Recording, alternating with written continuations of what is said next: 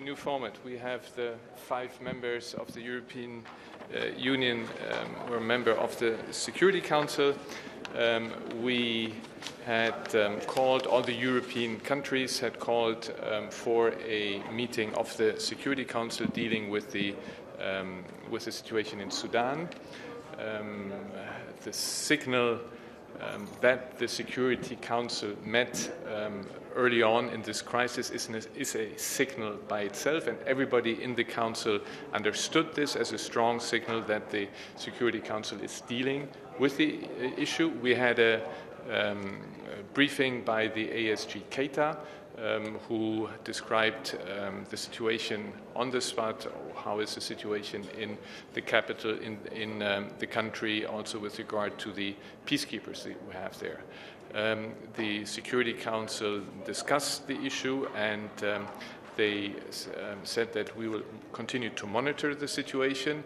The information from our African friends were that the African Union was to meet on Sunday to discuss it, and we have said that the Security Council will come back to Sudan as early as Monday if the situation warrants. We would like to add from, as members of the European Union, that of course we stand behind what Ms. Mogherini has said on the conflict, and we all call the parties in the conflict for restraint.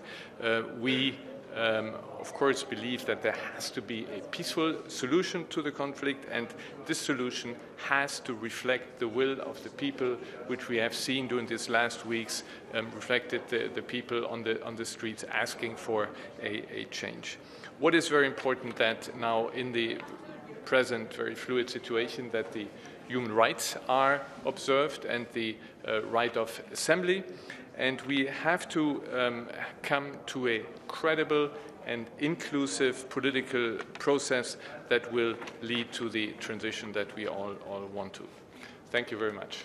Did we receive any assurances about whether this is going to be a civil transition or? This situation is very, very fluid still, so we will observe this. Okay, thank you. President Bashir go to ICC?